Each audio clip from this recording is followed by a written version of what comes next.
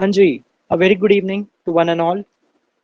सो आज की क्लास का जो एजेंडा है हमारा वो है with respect to economics as optional. सब जानते हैं भाई कि अगर आप सीएसए एग्जाम दे रहे हो, सिविल सर्विस एग्जाम, तो वहाँ पे आपको एक ऑप्शनल पेपर सेलेक्ट करना होता है। अन ऑप्शनल के आपके दो पेपर होते हैं, paper one and paper two. 250 number, total 500 number. So optional paper में कहते हैं कि हम इकोनॉमिक्स को क्यों ऑप्ट करें। पहला क्वेश्चन तो यही अराइज होता है कि ऑप्शनल बहुत इंपॉर्टेंट और गेम चेंजर है आपके फाइनल मेरिट लिस्ट में देखा जाए या मेरिट काउंट में देखा जाए, तो वो बहुत इंपॉर्टेंट गेम प्ले करता है ऑप्शनल पेपर। सो इसमें इकोनॉमिक्स क्यों ले, हम क्या फायदा मिलेगा। देखो जी, अगर आप पहले से बाय डिफॉल्ट अगर आप इको ऑनर्स बैकग्राउंड के हो तो आपको तो बहुत फायदा मिलता है, चाहे आपने किसी भी यूनिवर्सिटी से किया हो, डजेंट मैटर।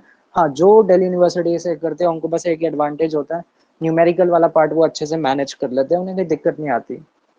और जो दूसरी दूसरी यूनिवर्सिटी से करते हैं वहाँ पे जितना मैंने ऑब्जर्व किया कि न्यूमेरिकल अप्रोच के ऊपर इतना ज्यादा फोकस नहीं होता, थ्योरी अप्रोच के ऊपर ज्यादा फोकस होता है। तो आपको न्यूमेरिकल पे थोड़ा सा फोकस करना पड़ेगा, प्रैक्टिस करनी पड़ेगी, तब जाके आपकी उसके ऊपर कमांड बनेगी। सो चाहे आप जहां मर्जी से बैचलर्स करते हो इको ऑनर्स में, तो आपका वो पूरा का पूरा सिलेबस रेप्लिकेट सेम मारता है, इसलिए कोई दिक्कत नहीं आती। तो सिलेबस सेम है, पहला एडवांटेज तो यही है भाई। आपका जो सिलेबस है बैचलर्स वाला, जो लोग बीए इन इको ऑनर्स कर रहे हैं फ्रॉम एनीवेयर, सो सिलेबस आपका सेम है, कोई दिक्कत नहीं आती सिलेबस में। Second thing, it's a predefined question format. Pre defined question है, आप प्रेडिक्ट कर सकते हो कि क्या पेपर में आएगा। दूसरा मेरिट।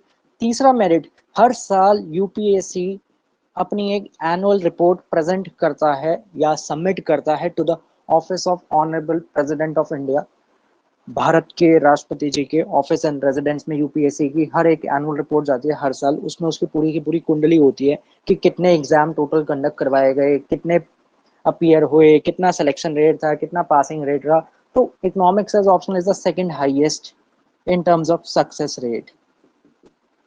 सो फायदा यहाँ पे यही है कि यार it's a predefined question. मेरे को बाकी ऑप्शनल का पता नहीं है कि क्या हिसाब किताब रहता है, तो इसलिए मैं उस बारे में कुछ बोल भी नहीं सकता और बोलना चाहिए भी नहीं, क्योंकि जिस चीज में आपकी एक्सपर्टीज ना हो तो बेटर ये रहता है कि आप वहां से दूर रहो। तो मैं इसलिए ये नहीं बोल सकता कि भाई पीएसआईआर में क्या है, ऑन्थ्रो में क्या चलता है, सोशियोलॉजी में क्या चलता है। ज्यादातर यही तीन कॉन्फ्लिक्ट रहता है लोगों का कि हम यही तीन लेंगे, या ज्यादा से ज्यादा चौथा ऑप्शन होता है ज्योग्राफी। तो ये चार ऑप्शन है कि भाई भेड़ चाल वाले आप सोच सकते हो कि भाई भेड़ चाल है, ऐसा नहीं है। इकोनॉमिक्स ऑप्शन से भी लोग मेरिट लिस्ट में आए हैं, टॉप लिस्ट में आए हैं, प्लस मैथ्स एज ऑप्शन से भी लोग आए हैं। सो डिपेंड करता है आपका एरिया ऑफ इंटरेस्ट किस में है एंड आप अपने मेरिट पे किस में खेल सकते हो। ये नहीं कि भाई दूसरा लेने के लिए तो मैं भी ये ले लूँ, ये नहीं कि भाई इसमें अपना सारी जनता जा रही है या इसमें पुराने रिजल्ट्स, पास्ट ईयर के रिजल्ट काफी अच्छे गए हैं तो मैं भी ये ले लूँ। क्या पता वो आप पढ़ ना पाओ। कई बार होता है लोग इसी में कंफ्यूज हो जाते हैं कि भाई हम पीएसआईआर लेना चाहते हैं बट हम वहां पे टाइम नहीं दे सकते, टाइम इतना शॉर्ट है, सिलेबस इतना वास्ट है, प्री की तैयारी करनी है, जीएस के चार अलग से पेपर पढ़ने हैं, इसलिए तो इकोनॉमिक्स ऑप्शन लेने का फायदा आपका यही है।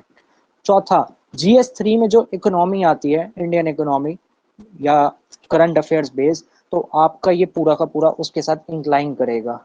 प्रीलिम्स में इको के लगभग 18 क्वेश्चन आए थे इस बार 2023 का जो अभी प्रीलिम्स हुआ है। सो वहां पे भी आपको हेल्प करेगा। भारत सरकार की जितनी भी योजनाएं हैं तो वो स्कीम्स वगैरह भी आपको यहाँ पे हेल्प करती है, प्लस इसका जो पेपर है इकोनॉमिक्स ऑप्शन वाला वहां पे भी हेल्प करती है। सो इतने ज्यादा यहाँ पे एडवांटेज है। सबसे अच्छा एडवांटेज यही है कि भाई प्री डिफाइंड क्वेश्चन है। और दूसरा क्वेश्चन आता है कि जो लोग थोड़ा इकोनॉमिक्स ऑनर्स बैकग्राउंड से नहीं है, वो अगर इकोनॉमिक्स एज ऑप्शनल ऑप्ट कर ले तो क्या वो वहां पे सस्टेन कर पाएंगे। साथ में क्वेश्चन मार्क, बिल्कुल आप सस्टेन कर सकते हो, बिकॉज इसका जो सिलेबस है वो बहुत प्री डिफाइंड और बहुत रिगरस फॉर्मेट में चलता है। अच्छा फॉर्मेट पूरा लगा, सीक्वेंस में सारी चीजें चलती है। सो आप डेमोज वगैरह ले सकते हो और डेमो से आपको पता चल जाएगा कि आपको कितना समझ आ रहा है, कितना नहीं आ रहा। एंड टाइम ड्यूरेशन की अगर बात करें for this thing, 4 to 5 months की तो प्रिपरेशन रहती है। 4 से 5 महीने तो मेरे को ही देने पड़ते हैं आपको पूरा सिलेबस पढ़ाने में, और मैं अभी उसी के बारे में बात करने वाला हूँ कि क्या रहेगा। देन उसके बाद आपके test, test are the key. यही एक रास्ता है, लिखना। ये सारा पेपर मेंस, मेंस का मतलब ही होता है लिखना, तो आपको लिखना पड़ता है सब। तो लिखोगे जितना उतना ही आपको रिटेन होगा, जितना रिटेन होगा उतना ही आप पेपर के ऊपर लिख सकते हो। ठीक है, तो यहाँ पे हम ये नहीं कि जैसे कुछ लोग क्या करते हैं, मैं आपको एक कहानी बताता हूँ किसी एक बंदे की। उसने क्या लिखा, उसे आंसर में ना कुछ समझ नहीं आ रहा था कि क्या लिखो। तो लेट सपोज मैं क्वेश्चन बना दिया, ये डिमांड कब है, या हवा में उड़ता उड़ता सप्लाई कब आ रहा है, उड़ता पंजाब की तरह, और ये डिमांड कब है। तो उसने लिख दिया, in this diagram DD represents the demand curve, SS represents the supply curve. They intersect at point E naught, where equilibrium price is OP naught and equilibrium quantity is OQ naught. भाई इसके ना आपको कुछ number नहीं मिलेंगे ये लाइनें लिखने के, बिकॉज आपको यहाँ पे प्री डिफाइंड फॉर्मेट मिलता है। प्री डिफाइंड फॉर्मेट बोले तो QCAB बुकलेट, क्वेश्चन कम आंसर बुकलेट, जितनी स्पेस दी है ना उतनी में मेरे को लिखना है, मैं उससे ज्यादा लिख ही नहीं सकता, बिकॉज उसके बाद नया क्वेश्चन शुरू हो जाएगा मेरा। ठीक है, तो ये सब बातें मत लिखा करो, ये स्कूल लेवल पे भाषा चलती थी, DD is the demand curve, SS is the supply curve. Now there has been the increase in demand, so demand curve has shaped the rightward. New equilibrium has obtained at E1, where quantity has increased at Q1 and price has risen. ये देखो हो गया question का happy birthday. तो इस बातों के number मिलेंगे नहीं, उल्टा कट जरूर जाएंगे। ठीक है, तो ऐसी चीजें नहीं लिखनी, और हमें बहुत ही एक स्मूथ और प्रिसाइज आंसर लिखना है, लगे कि हाँ भाई किसी एक सिविल सर्वेंट ने आंसर वो लिखा है।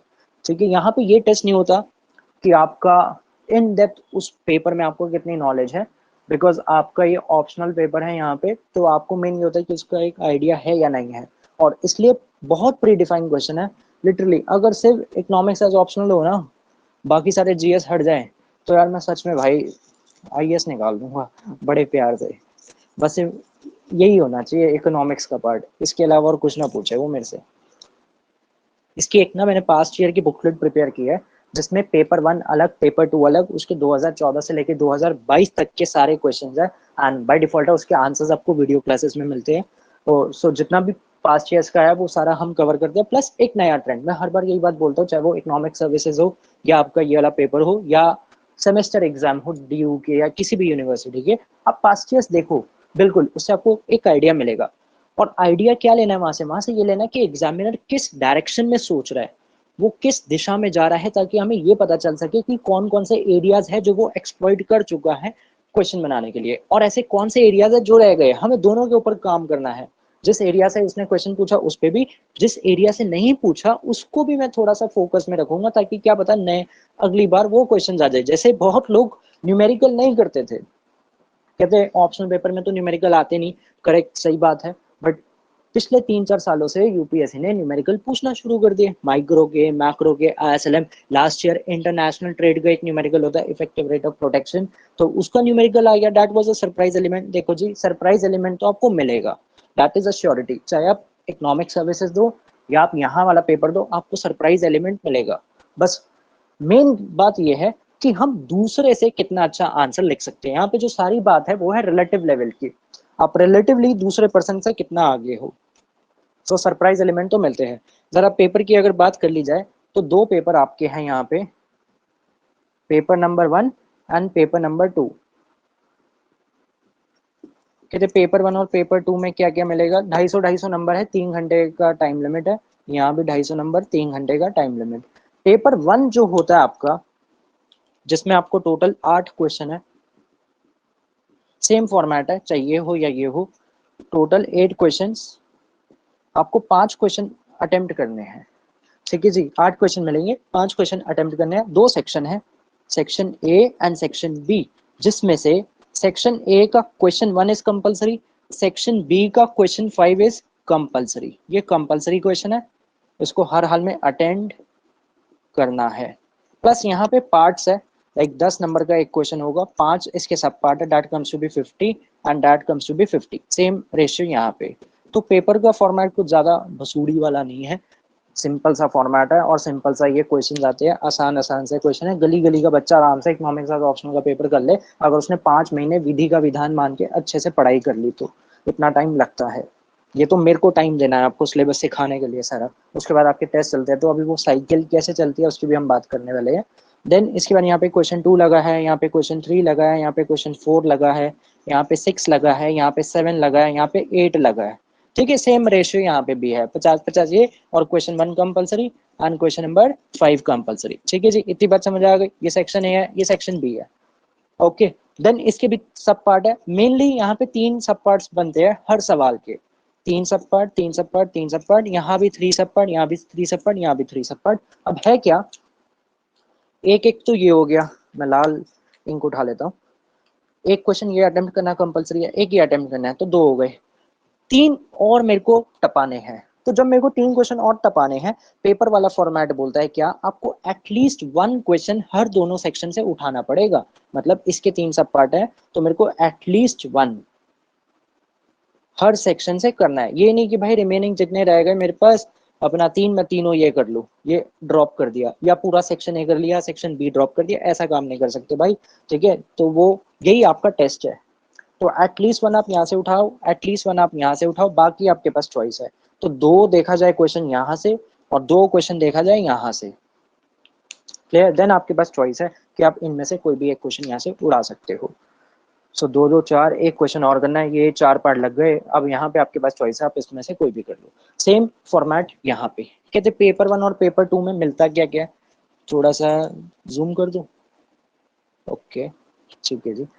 सो पेपर 1 में अगर बात की जाए आपको क्या क्या मिलेगा, या सेक्शन ए की मैं बात कर लेता हूँ।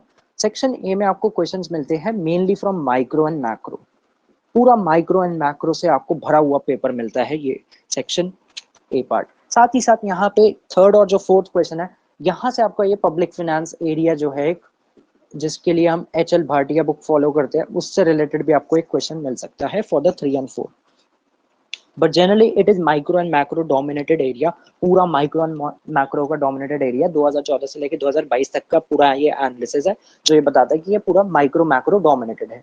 सेक्शन बी में आपको क्या मिलता है, यहाँ पे आपको मिलता है ग्रोथ मॉडल्स।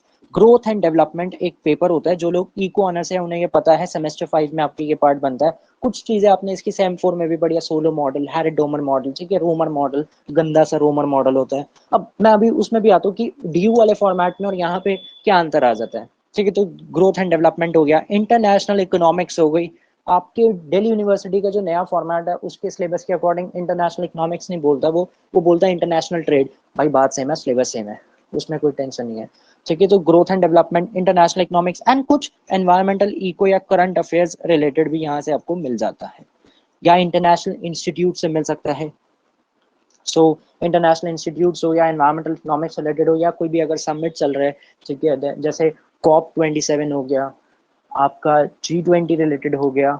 और दो G20 रिलेटेड पेपर 2 में भी वो पूछ सकता है आपसे। तो इन चीज़ों को आपको यहाँ पे ख्याल रखना पड़ेगा। आसान जी, सिंपल सा फॉर्मेट है, बस सारा खेल है टाइम मैनेजमेंट। टाइम शॉर्ट है, क्वेश्चंस के देखो 3 3 पार्ट है, एंड वर्ड लिमिट भी यहाँ पे हमें फॉलो करनी है 150 वर्ड्स। जो भी आंसर आपको लिखना है, चाहे पेपर 1 को या पेपर 2 को, 150 words is the pre defined. जैसे मैंने यहाँ पे अभी लिखा भी था QCAB, कि उसके बाद एक नया क्वेश्चन शुरू हो जाएगा। सो ब्लैंक शीट हमें मिलती है, जिसमें क्वेश्चन ऊपर होगा, लेफ्ट एंड राइट पे मार्जिन होते हैं, वहां पे आपको कुछ भी नहीं लिखना मार्जिन में, ना लेफ्ट में ना राइट में। ठीक है, आपको जो भी काम करना है मार्जिन के अंदर अंदर काम करना है। किसी को कोई बुलेट डालनी है, आप अंदर डालो, बाहर जाके कुछ नहीं हो सकता। Then paper number 2 is purely the Indian economy. पूरा इंडियन इको बेस्ड आपका पेपर नंबर 2 चलता है। सेम रेशियो यहाँ भी है, एटलीस्ट 1 क्वेश्चन यहाँ से, एटलीस्ट एक क्वेश्चन सेक्शन बी में से आपको उठाना है। अब जो इंडियन इकोनॉमी आती है ना, यहाँ पे इसके 3 पार्ट है। पहला तो पार्ट है आपका इकोनॉमिक हिस्ट्री ऑफ इंडिया। जो लोग इस टाइम पे सेमेस्टर 5 में उनको ये ऑप्शनल पेपर मिलता है, चॉइस मिलती है, तो आप ये पढ़ सकते हो। अगर आपने ऑप्शनल पेपर उठाना है, रिवीजन हो जाएगी आपकी। जो वो वाला कंटेंट है सेम यहाँ पे मिलता है, इसके नोट्स रेडी है। तो किसी को अगर इसके नोट्स भी चाहिए तो आप व्हाट्सअप कर सकते हो, मैं शेयर कर दूंगा PDF, that is free of cost. Second is your 1947 onwards till your 2014। Then उसके बाद NDA गवर्नमेंट का एरा, नरेंद्र मोदी जी का era, till infinity. So this is the Narendra Modi ji era, और NDA गवर्नमेंट एरा और BJP गवर्नमेंट एरा। सो यहाँ से लेके यहाँ तक का जितना भी इंफिनिटी पार्ट है, ये सारा आपको गवर्नमेंट रिलेटेड आता है। गवर्नमेंट स्कीम्स हो गई, फिनेंस कमीशन हो गया, ठीक है, देन उसके बाद GST काउंसिल हो गई, देन उसके बाद आपके अपना करंट रिलेटेड जितना भी पार्ट है वो सारा आपसे यहाँ पे पूछेगा। तो ये पूरा Indian economy related dominant area है। एंड अगेन सेम यहाँ पे प्री डिफाइंड क्वेश्चन होते हैं। सबसे अच्छी खास बात यही है, यहाँ भी प्री डिफाइंड है, आपको पता है यार पेपर वाला आपसे क्या पूछेगा। इकोनॉमिक्स आपने सेमेस्टर में अगर पढ़ी है तो आपको पता होता है कि हाँ यार ये चीजें हैं जो पेपर में आनी है। Now coming to the approach, कि अंतर क्या आता है। जब आपकी सेमेस्टर अप्रोच चलती है तो आपके वहाँ पे माइक्रो मैक्रो में बहुत अच्छे अच्छे टॉपिक्स थे सेमेस्टर 3 सेमेस्टर 4 में, माइक्रो एंड मैक्रो की। अगर माइक्रो की बात करूँ, सेमेस्टर 4 में आपका एक टॉपिक आता है मार्केट, ठीक है, imperfect competition, Nicholson and Snyder का चैप्टर नंबर 14 चैप्टर नंबर 15। तो जितना भी वो चैप्टर 15 है या 14 है वो सारा न्यूमेरिकल बेस्ड है, कूनॉट मॉडल, स्टेकलबर्ग मॉडल, बर्ट्रैंड मॉडल, ठीक है, ये सारा आपका न्यूमेरिकल बेस्ड रहता था। बट यहाँ पे न्यूमेरिकल कम आते हैं, थ्योरी ज्यादा आती है। वो आपको कहेगा write a short note on the Cournot model, write a short note on the Bertrand model. तो वो आपसे थ्योरेटिकल क्वेश्चन पूछता है। जैसे मैंने कहा रिसेंट ट्रेंड में न्यूमेरिकल्स आ रहे हैं, तो हम न्यूमेरिकल की भी प्रैक्टिस करने वाले हैं। कम से कम 100 न्यूमेरिकल मैंने यहाँ पे इस टाइम पे लगा रखे हैं जो मेरे को आपके साथ डिस्कस करना है। एक एक क्वेश्चन मैं यहाँ पे करवा के जाऊंगा आपके साथ, ठीक है। सो न्यूमेरिकल रिलेटेड आपको यहाँ पे मिलेगा। Same for the macro, macro में आपका सेमेस्टर 2 में एक बहुत इंपॉर्टेंट टॉपिक होता था ISLM मॉडल। तो ISLM रिलेटेड क्वेश्चन आता ही है, हर हाल में वो क्वेश्चन पूछेगा। रिसेंट ट्रेंड में ISLM का न्यूमेरिकल भी आ रहा है, तो हम उसके न्यूमेरिकल भी करेंगे साथ में, ताकि आपको यहाँ पे न्यूमेरिकल करने का ना फायदा पता क्या है? फायदा ये है कि कम टाइम लगता है और आपको पूरे नंबर मिल सकते हैं यार। थ्योरी में तो ये है ना कि भाई एग्जामिनर के ऊपर डिपेंड करता है कि उसकी मार्किंग स्कीम मेरे को कितने नंबर अलाउ कर रही है देने को। बट न्यूमेरिकल में ये है कि I can fetch full marks, बस वो क्वेश्चन आना चाहिए प्रोवाइडेड। इसलिए हम कोशिश करते हैं कि हम सारे एरियाज कवर करें, जितने भी वैरायटी ऑफ न्यूमेरिकल बन सकते हैं वो सारे हम करें क्लास में, ताकि आपको कोई दिक्कत ना आए पेपर में। यहाँ तो न्यूमेरिकल है नहीं भाई कोई। एंड सेक्शन बी में जैसे न्यूमेरिकल मैंने आपको कहा, लास्ट टाइम जो न्यूमेरिकल आया 22 के मेंस में, वो इंटरनेशनल इकोनॉमिक्स रिलेटेड था। So that was the surprise element और a game changer. Game changer तो मिलता है, दैट इज अ श्योरिटी। आप बोलोगे आपको गेम चेंजर नहीं मिलेगा, ऐसा नहीं हो सकता भाई, फिर यूपीएससी नहीं कहलाएगी ना, फिर तो वो नॉर्मल कॉलेज पेपर रह जाएगा। इसलिए तो कुछ तो डिफरेंशिएट है। कोशिश हमारी यही होती है कि हम जितना प्री डिफाइंड हो सकता है हम एटलीस्ट वो करें, ताकि हम अपने एरिया को मैक्सिमम कवरेज करके जाए। इसलिए मैं कहता हूँ लिखना पड़ता है। सो ये आपको फॉर्मेट समझ आ गया। पेपर 1 में आपको क्या मिलता है सेक्शन ए में? माइक्रो मैक्रो पब्लिक फाइनेंस, 3 इसके सब पार्ट्स या 3 इसके सब एरियाज। यहाँ पे 3 इसके सब areas, growth and development, international and the environment. IES वाली जो इंडियन इको है उसमें ये नहीं आती, इकोनॉमिक हिस्ट्री ऑफ इंडिया, वहां पे ये वाला पूछता है आपसे 1947 के बाद से टिल डेट। सो ये अंतर आ जाता है इंडियन इकोनॉमी में आईईएस वाली, वहां पे इकोनॉमिक हिस्ट्री नहीं आती। डीईपीआर में भी आपसे ये नहीं पूछता, ये सिर्फ इको ऑप्शनल पेपर 2 में पूछता है यहाँ पे, इसके अलावा ये कई काम नहीं आएगा। सो जो इस टाइम पे बंदा सेमेस्टर 5 में अपने, और अगर आप मेरी वीडियो देख रहे हो, सो अगर आपने economic history of India opt किया है तो बहुत अच्छी बात है, वो आपको यहाँ पे हेल्प करेगा। किसी ने अगर इंटरनेशनल ट्रेड लिया है वो भी आपको हेल्प करेगा, पब्लिक फाइनेंस या पब्लिक इकोनॉमिक्स लिया वो भी आपको यहाँ पे हेल्प करेगी पेपर सेक्शन ए में, पेपर 1 में। और ये भी देखो आपको पेपर 1 में हेल्प करेगा। तो जो भी आप सेमेस्टर में पढ़ते हो that will purely replicate here. The only difference is वो आपकी अप्रोच चलती थी न्यूमेरिकल अप्रोच, ये है थ्योरी अप्रोच। जैसे एक क्वेश्चन है माइक्रो का, बड़ा अच्छा बनता था उस पर गेम थ्योरी के न्यूमेरिकल आते थे आपके सेम लेवल पे। बट यहाँ पे गेम थ्योरी का न्यूमेरिकल क्या पता नेक्स्ट ईयर आ जाए, अभी तक तो आया नहीं। आईईएस में जरूर न्यूमेरिकल आता है गेम थ्योरी का, बट यहाँ पे अभी तक नहीं आया। यहाँ पे वो बोलता है right a short note on the prisoners dilemma या नैश इक्विलिब्रियम, है ना। तो ये टाइप के वो पूछता है, बट हम न्यूमेरिकल भी यहाँ पे सारे करने वाले हैं। सो जो बंदा आईएएस की अगर तैयारी करता है, इंडियन इकोनॉमिक सर्विसेज, तो आपका इकोनॉमिक्स ऑप्शनल पेपर ऑलरेडी उसमें कवर हो रहा है, ये इसका सबसेट है। सो इसलिए मैं कहता हूँ कि भाई अगर जिसने आईईएस का पढ़ लिया उसका इको एज ऑप्शन भी आराम से चल रहा है, डीपीआर भी चल रहा है, नेट भी चल रहा है, सेबी ग्रेडे भी चल रहा है, और एक आधा पेपर अगर कोई और होता है तो वो भी आपका चल रहा है। और अगर आप बैचलर्स लेवल पे हो तो आपकी एमए एंट्रेंस की भी प्रिपरेशन उसमें साइमल्टेनियसली इनकॉर्पोरेट हो रही है। Now coming to the resource, कहते हैं रिसोर्सेज बता दो जिसके क्या क्या पढ़ने चाहिए। देखो जी, अगर आप सेल्फ स्टडी मोड पे हो कि भाई हम तो खुद कर लेंगे, हमें कोचिंग वगैरह लेने की रिक्वायरमेंट नहीं है, तब भी अच्छी बात है। बट इसमें ना कोचिंग लेनी पड़ती है। Reason being because it's need a predefined answer. यहाँ पे आप रैंडमली कुछ नहीं लिख सकते। जैसे मैंने दिखाया, आप लोगों की आदत होती है डीडी से डिमांड का, वैसे से सप्लाई का, वैसे स्टार्ट करने की। So answer writing is the key. Answers लिखने कैसे है, कॉन्सेप्ट तो सब जानते हैं, बट डिफरेंशिएटर कौन होगा? प्रोडक्ट डिफरेंशिएटर यहाँ पे है योर आंसर्स, कि आपने पेपर के ऊपर क्या लिखा। इसलिए मैं बोल रहा हूँ कि आपको इसके लिए कोचिंग वगैरह लेनी पड़ती है। ठीक है जी। माइक्रो के लिए you can follow the HL Ahuja, and for the macro same you can follow the HL Ahuja. कुछ कहते हैं कि हम इसके लिए कोर्टसाइनस पढ़ना चाहते हैं, पढ़ सकते हैं आप कोर्टसाइनस। मैक्रो के लिए अगर आप फॉरेन ऑफिस पढ़ना चाहो, डॉन बुश, ठीक है, देन उसके बाद ब्लैंचर्ड। ऑल्दो हम उसके न्यूमेरिकल करते हैं, डॉन बुश के न्यूमेरिकल, ब्लैंचर्ड के न्यूमेरिकल, एंड ऐसी सेम एक स्क्वाम्स आउटलाइंस करके बुक आती है, उसके भी न्यूमेरिकल हम करते हैं। तो ये सारा पेपर 1 के लिए है। पेपर 1 एंड सेक्शन ए का ये आपका पार्ट बनता है। माइक्रो मैक्रो पब्लिक फाइनेंस के लिए यू कैन फॉलो, अगर आपको फॉरेन ऑथर फॉलो करना है तो Musgrave, otherwise you can also follow the H L Bhatia. Last class में मैं ये कल बात भी कर रहा था आपसे एच एल भाटिया के बारे में, like this is your H L Bhatia book public finance के लिए। अब इसमें 27 चैप्टर है, तो भाई कोई भी बंदा इतना टाइम तो है नहीं ना कि हम 27 चैप्टर पढ़े, इसलिए मैंने कहा कि आपको कोचिंग लेनी पड़ती है, क्योंकि वो सामने वाले का काम है कि वो आपको ये पूरी किताब हैशटैग फिल्ट्रेशन के साथ प्रोवाइड करे। And same for the micro and macro H L Ahuja. So ये मेजर आपके एरियाज है जो यहाँ पे वो आपसे पूछेगा। देन अगर बी की बात करें, section A, section B for the paper 1 growth and development, आप एम एल जिंगन फॉलो कर सकते हो, देवराज रे भी फॉलो करना चाहो वो भी कर सकते हो।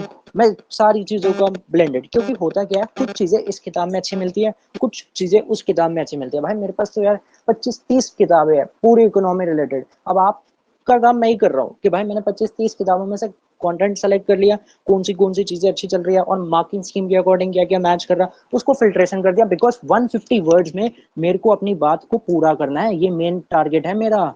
150 वर्ड है भाई मेरे पास वो नहीं है 4-5 पेज कॉलेज की तरह चेपते रहो। जितना गाना आता है लिखते रहो, ठीक है, पन्ने नहीं भरने, कम पन्नों में कम समय में अपनी बात बतानी है, इसलिए। देन इंटरनेशनल इकोनॉमिक्स, इसके लिए आप साल्वाडोर फॉलो कर सकते हो for the open economy, and साथ ही साथ पॉल क्रूगमैन, ठीक है, फॉर द थ्योरीज। ऑल्दो कुछ पार्ट इसका जो ओपन इकोनॉमी का होता है वो मैक्रो में भी होता है, बट मैंने ओपन इकोनॉमी को इंटरनेशनल में डाल रखा है। पढ़ना तो सारा है ना, बट पेपर वाला आपसे ओपन इकोनॉमी रिलेटेड वो यहाँ भी पूछ सकते हैं, इसलिए। Then it is your environmental eco related, कुछ एक आधा करंट आ गया तो आ गया, अदरवाइज आएगा नहीं यहाँ पे ऐसा। ये आपका मेनली पार्ट है। और इंटरनेशनल इंस्टीट्यूट्स, इसके लिए ना एक मैंने बुक प्रिपेयर की है, ये थोड़ा आईएएस का पार्ट बनता है, ऑल्दो सारा का सारा ये आईएएस का ही पार्ट है। एनवायरमेंटल इको भी आईएएस में आती है, पेपर नंबर 3 में इंटरनेशनल इंस्टीट्यूट्स। इन दोनों के पूरे प्रॉपर नोट्स रेडी है विद 150 वर्ड्स फॉर्मेट, तो वो भी आपको यहाँ से मिल जाते हैं, ठीक है जी। सारी बात, टाइम शॉर्ट रहता है, हमें कम पीरियड ऑफ टाइम में बहुत ज़्यादा चीज़ें देखनी है, तो जो चीज़ नोट से हो जाती है मैं चाहता हूँ कि वो आप नोट से पढ़ लो, ताकि आपको अगर उसमें कोई दिक्कत है तो वो आप पूछ लो, सो दैट मैं अपने मेन एरियाज पे फोकस कर सकूँ, micro macro public finance growth and international, ताकि ये चीज़ आप पढ़ लो। इसमें कुछ ज़्यादा है नहीं, ठीक है, G20 हो गया, सार्क नेशंस हो गए, एशियान हो गया, बिम्स्टेक ग्रुप है, तो ऐसे जितने भी ये सारी चीज़ें हैं, इसके ऊपर आपके पास एक 150 वर्ड का शॉर्ट आंसर अवेलेबल होना चाहिए। और इंडिया का वहाँ पे क्या कंट्रीब्यूट है उस अकॉर्डिंग भी, वर्ल्ड बैंक हो गया, ये सब चीज़ें। एंड पेपर 2 की अगर बात की जाए, सो पेपर 2 में तो आपको, जैसे मैंने वो बताया, इकोनॉमिक हिस्ट्री ऑफ इंडिया के लिए वो नोट्स मेरे रेडी है, तो वो भी आप पढ़ सकते हो। एंड नोट्स वगैरह सब कुछ आपको मिलता है, कुछ भी आपको बाहर से इंपोर्ट करने की रिक्वायरमेंट नहीं है, तभी आप ट्यूशन ले रहे हो, वरना फिर ट्यूशन क्यों ले रहे होते। जब आपको अगर बाहर से भी किताबें इंपोर्ट करने की ज़रूरत पड़ रही है तो फिर मेरा पढ़ाना बेकार है कि पढ़ाने के बावजूद भी अगर आपको किताबें लेनी पड़ रही है। हाँ, नॉलेज पर्पस के लिए पढ़ना वो अलग बात है। सो पेपर 2 इंडियन इको, भाई 250 नंबर की इंडियन इको है यार, पूरा पेपर इंडियन इकोनॉमी बेस्ड है, याद कितना रहता है सारी बात वही है। इसके तो मैं आपको नोट से प्रोवाइड कर दूंगा, जो 1947 से लेके 2014, इसके लिए आप चाहो तो कोई भी किताब अच्छी फॉलो कर सकते हो। ईपीडब्ल्यू के आप आर्टिकल्स भी पढ़ सकते हो, ये डीयू रीडिंग का पार्ट बनता है, डीयू लेवल पे भी आपको ईपीडब्ल्यू के आर्टिकल्स मिलते हैं, वो भी आप पढ़ सकते हो। प्लस इसके साथ आप चाहो तो एक बुक आती है सुंदरम करके, तो वो वाली किताब भी आप पढ़ सकते हो। सुंदरम बुक, मतलब कोई भी किताब पढ़ो इंडियन इको की, बट एक ही ऑथर फॉलो करना। एंड 2014 के बाद आपको गवर्नमेंट स्कीम जरूर पढ़नी है, करंट अफेयर्स वगैरह, तो ये भी सारा आपको मेरी साइड से मिलता है। पूरी एक गवर्नमेंट स्कीम्स की किताब है, मिनिस्ट्री वाइज किताब है, किस मिनिस्ट्री की क्या स्कीम आई, वो सारी चीजें आपको मिलती है। प्लस करंट अफेयर्स आपको मिलते रहते हैं टाइमली, जैसे जैसे कांड होते रहेगा वैसे वैसे वो फिर आपको चीजें प्रोवाइड होती रहेगी। सो ये पेपर नंबर 2 है आपका इंडियन इकोनॉमी 250 नंबर का, ठीक है जी। Now coming to class pattern, कि देखिए क्लास का पैटर्न कैसे चलेगा जी। देखो, इकोनॉमिक्स ऑप्शनल की क्लासेस आईईएस वाले के साथ सारी की सारी मैच करती है। कुछ पार्ट ऐसा है कि जो आईईएस में आता है यहाँ नहीं आता, जैसे स्टैट्स, इकोट्रिक्स, ठीक है, एमएमई, तो ये 3 चीज़ें ऐसी है जो वहाँ आती है, यहाँ नहीं आती। यहाँ पे कुछ भी आपको नहीं मिलता ऐसा कुछ, यहाँ पे सिर्फ माइक्रो जितना मैंने लिखा वही सब आपको मिलेगा। तो 3 जुलाई से वी आर स्टार्टिंग, जिसमें 2 पेयर में क्लासेस चलती है। MWF में I start with macro part and TTS में I start with the econometrics part. जो ये इको ट्रिक्स वाला पार्ट है, this is purely for the IAS, RBI, DPR जिन्होंने देना है, जिन्होंने नेट इको देना है, या MA एंट्रेंस के लिए जो बंदा प्रिपेयर कर रहा है उनके लिए। तो ये TTS होगा। और जो सिर्फ इको एज ऑप्शनल के लिए एनरोल करते हैं, आपको सिर्फ मंडे, वेंसडे, फ्राइडे 3 दिन आपकी क्लासेस चलेगी। आपका ये रेड वाला एरिया नहीं होगा। सो इसमें मैक्रो चलेगी। Then in August I start with international economics. So आपका ये आएगा। देन इकोटेक्स की जगह I start with starts on TTS basis. ठीक है, again same, this is for the IES part. आपका एरिया नहीं है, आपका यही सेम चलेगा MWF बेसिस पे। Sunday will be the test as well as doubt sessions. Then it will be the September. I'll start with growth and development. And यहाँ पे फिर मैथमेटिकल पार्ट खत्म हो गया, तो अब सारा आपका काम चलेगा। इकोनॉमिक्स ऑप्शनल और IES का सिलेबस अब सारा पैरेलल है, ग्रोथ एंड डेवलपमेंट। देन उसके साथ आई स्टार्ट विद आपका अपना fin market, financial market, institutes वगैरह। देन इसके बाद फिर मेरी फाइनेंशियल मार्केट हो गई। Then it will be public finance as well as the micro part यहाँ से शुरू हो जाता है। पब्लिक फाइनेंस में ज़्यादा टाइम नहीं लगता। सो ये अक्टूबर थोड़ा फेस्टिव सीजन रहता है, दशहरा, दिवाली वगैरह, इसलिए मैं चाहता हूँ कि माइक्रो से पहले ना मेरा ये सारा एरिया खत्म हो जाए, because micro is very vast. लगभग last time half century classes लग गई थी, 50 क्लासेस इसे माइक्रो माइक्रो की है। बाकी सब में क्लासेस 20-25 के इंटरवल के बीच में, बट माइक्रो में 50 के आसपास है। एंड इस बार तो मैंने न्यूमेरिकल्स में थोड़ा और एडिशन किया है, तो न्यूमेरिकल की क्लासेस अब सेपरेटली होगी, तो 60+ क्लासेस आपकी जाएगी। तभी मैंने माइक्रो को लास्ट में रखा है, ताकि ये वाला सारा हम निपटा ले, फिर हम माइक्रो आराम से पढ़े। देन इसके बाद माइक्रो और इंडियन इकोनॉमी आपका चलता रहेगा आराम से। सो नवंबर एंड तक देखा जाए आपका सारा सिलेबस खत्म हो जाता है, कोई दिक्कत आती नहीं। कुछ होता है तो वो फिर दिसंबर में रिमेनिंग टॉपिक हमारे चलते हैं, प्लस GS पार्ट चलता है, that is for the IES या ये सारे एग्जाम्स। सो 1 month, 2 month, 3 month, 4 month, 5 months, लगभग 4 से 5 महीने की गेम है। और अगर आप उससे पहले चलना चाहते हो, मतलब क्लासेस के अकॉर्डिंग नहीं चलना, आपके पास थोड़ा एम्पल ऑफ टाइम अगर अवेलेबल है, सो 180 क्लासेस का प्री रिकॉर्डेड एक्सेस है।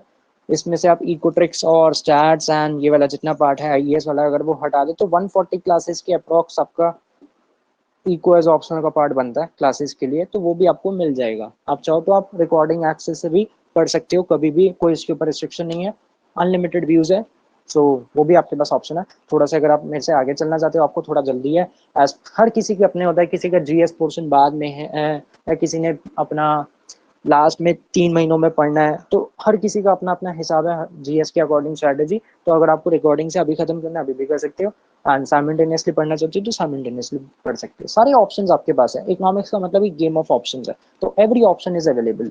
देन वी आर इन 2024, लगभग 26 मई है शायद, नेक्स्ट 26 या 28 मई डेट है for the prelims of the 2024। And सितंबर में आपका मेंस का पेपर होता है। मैं चाहता हूँ आप भी IES एग्जाम की तरह जनवरी, फेब, मार्च एंड अप्रैल, इन 4 महीनों में अपने सारे के सारे टेस्ट कंप्लीट कर लो, ताकि आपका अप्रैल तक ना सारा खत्म हो जाए एंड लिटरली आपका वो हो भी जाएगा आराम से। जिन्होंने 24 में टारगेट किया, हाँ जिनका थोड़ा लेट है, 25 में है, 26 में, तो और अच्छी बात है, आपका इकोनॉमिक्स का ऑप्शन पहले डन हो जाएगा।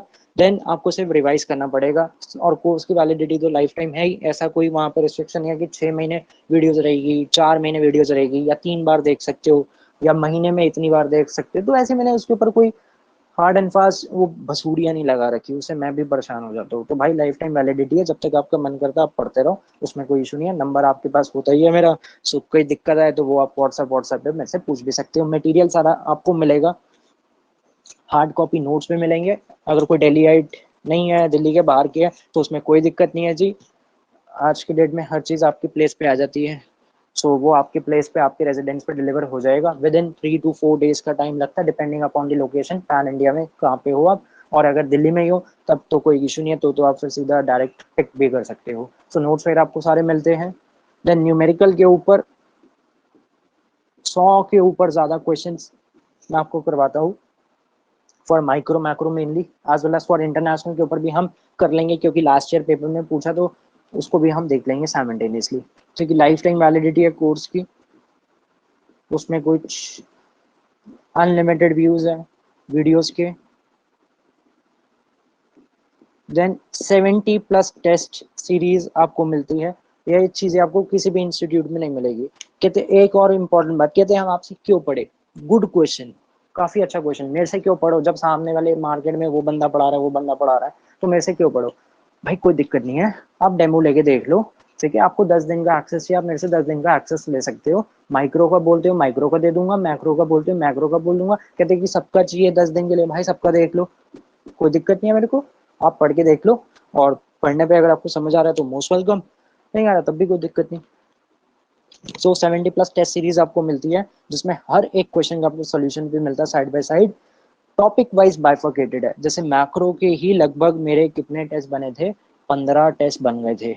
हर क्वेश्चन के ऊपर मैंने बना रखा है टेस्ट पेपर में कि ये वाला टॉपिक अगर है तो इससे एग्जामिनर क्या पूछ सकता है। तो मैं हर क्वेश्चन आपसे लिखवाना चाहता हूँ ताकि आप लिखो। हर क्वेश्चन अगर आप लिख लोगे तो आपको याद रहेगा।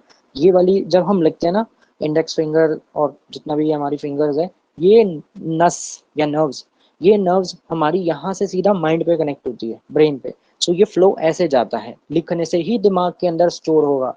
कोई ऐसी हमारे पास यार पेन ड्राइव नहीं है कि भाई सारा डेटा कॉपी किया, सारे नोट्स मेरे कॉपी किया और दिमाग में स्टोर कर लिया। अगर ऐसा होता ना तो सबसे पहले तो मैं यूपीएससी निकालू भाई, बाकी सारे गए भाड़ में।